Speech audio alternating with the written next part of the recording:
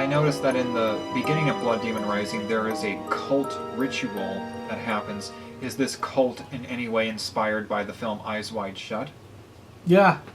It's sort of like my little thing to Stanley Kubrick, who was one of my favorite directors. And from that movie, I thought, well, I'd take that because that movie was about the Illuminati in a way anyway. So I just kind of, and since the movie, since Blood Demon Rising was basically made as my message to the world on what's really happening in the world behind closed doors, especially with the elite, and thought I'd bring that over and put it in place. You can kind of see the two kind of follow along. The masks, the gold mask, the whole bit, the girls with the you can kind of tell that's where it came from. But I'm glad you caught that. There's a lot of people that don't catch that, and I'm really surprised they don't catch that.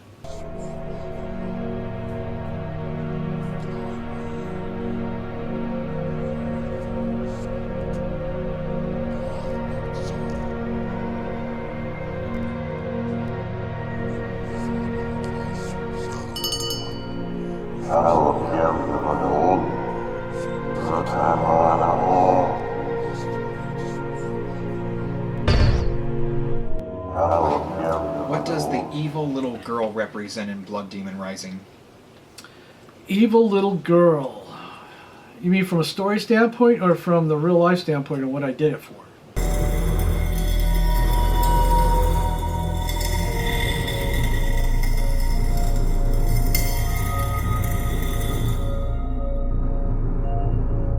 Hello. The thing about taking innocence and making it evil is kind of very scary in the first place.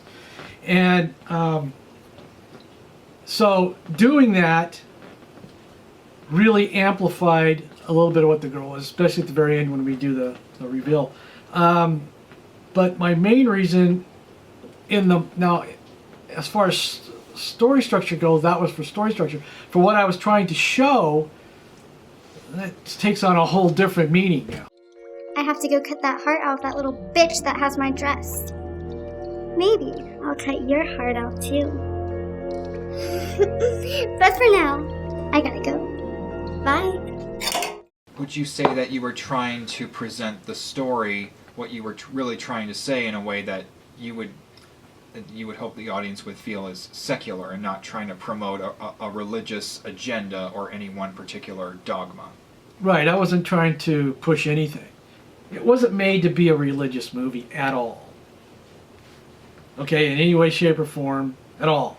Okay, just wasn't. What I was trying to show was almost a warning, in a way. Watch your children, a lot. But of course, you're not going to get that out of watching the movie. But I know that the 2% that are going to watch this movie are going to know exactly what I was trying to do, because they're the ones that are already in the know. Those that aren't are just going to look at it like some little, cheap-ass little movie kind of a thing, independent, low-budget film. They aren't going to see it from the other side. And I knew that, and you can. It's reflected in the reviews. You can kind of tell. Some people really liked it. Some people really hated it. Some people said it was a waste of time. Other people said it was great. You can't satisfy everybody. But yeah, no, I didn't make it for religious reasons at all. I think it was more of I see it more as a warning film than anything else. Hey Vicky, check out those decorations. Yeah, that's pretty cool. Spooky too. Ooh, let me bite your neck, pretty lady.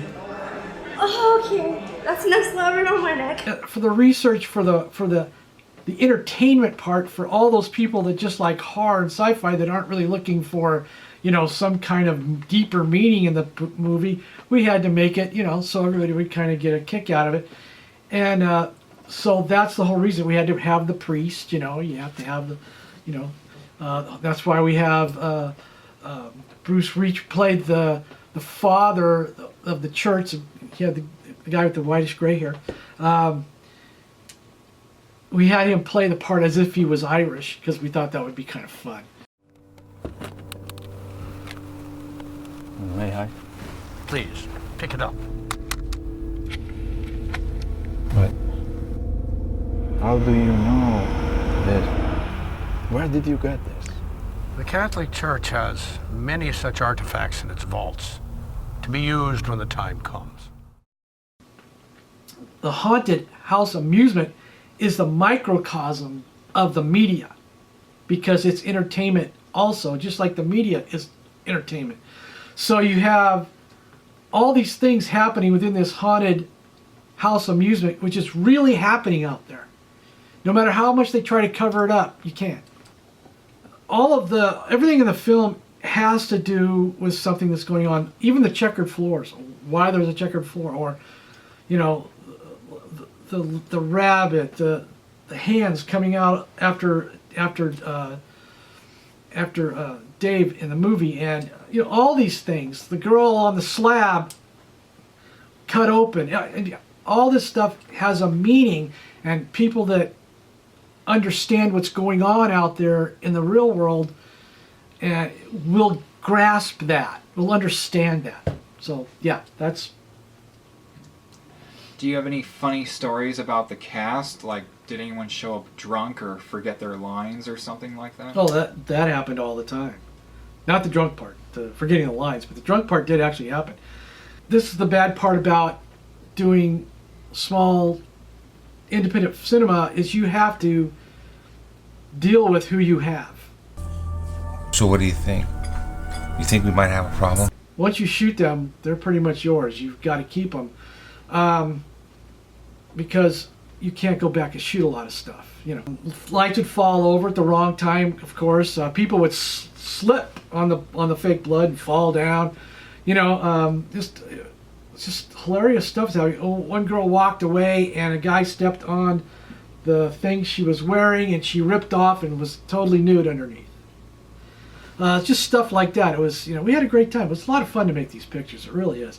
I'd have to say the best pictures to make if you want to have a good time are genre pictures, because the weirdest stuff always happens. Why do the two college student characters wear Spaceship Terror crew hoodies in the film? Because I'm a low-budget filmmaker and I'm also a advertising whore.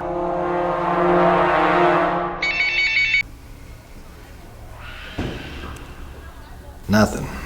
It is pretty loud in here in some parts. I just can't hear it. That and they love the vibrations. Yeah, you're probably right. So if I make probably, you know, as my movies go on, you see other things from all the movies are going to be in them. That's just the way I am. You know, I like to do that. It's kind of fun. It's my own little joke to the world, and it also might pull them to go see the other movies. You know. So what is the significance of the bloody rabbit character in Blood Demon Rising? So a rabbit signifies fertility, and the thing that's going on is that they're twisting these things all around, and if you notice, if you've seen the film, you'll notice that there's blood coming out of this this rabbit. And it signifies, you know, fertility being destroyed and used wrong.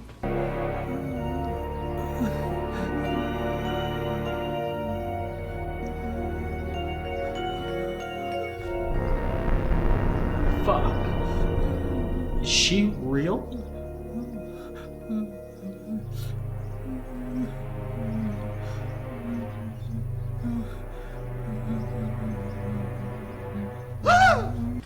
What is the significance of the hands that are going towards the character and then they kind of go away and then they come back?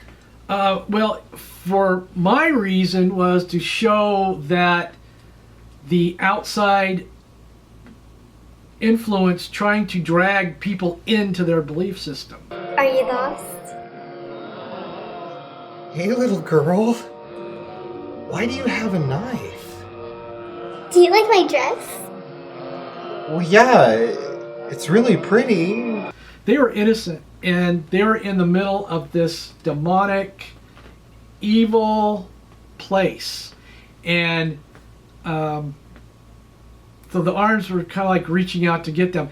Now, that was my main reason for doing it. It's also took on a comic kind of feel when we did that too, and that's why I made a whole lot of arms, because I knew that people weren't going to understand what I was doing, and but that was the main reason. Because right after that, the little girl is there also, and she's introduced to them at this point in this hallway. These guys are reaching out to get them. She's there to try to coax or push them into it, and so that's where the two kind of join together right there. So that was the main reason for those hands.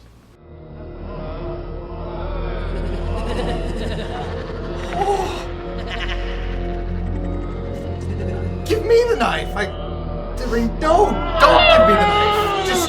Nope, you can't have it. Oh my god. Do you have any plans on making a sequel to Blood Demon Rising or a franchise? No. If I was, which I did have plans for a while, and that was I was gonna take the evil little girl and take it on even further, and doing about what becomes of her and how she goes to grade school and all the things she does to the children and to some of the adults, and works her way up, that kind of thing. I was going to do that, but Blood Demon Rising is coming out on Blu-ray for the first time, and that's why we're doing this interview. And obviously that means that people that are going to be watching this interview and seeing Blood Demon Rising for the first time, they may not have seen it previously on a streaming channel like Amazon or something like that. What do you want those people who are discovering Blood Demon Rising for the first time on this Blu-ray to get out of the film? well, I want them to be entertained, of course. That's pretty paramount, right? But hopefully, those that see this interview, and hopefully the distributor will put it on, after all the things I've said, and then go back and watch the picture again. I hope it makes them wonder and make them think a little bit, and maybe even look into a few things and see for themselves what's truly going on around them. And that was my main reason for making this picture.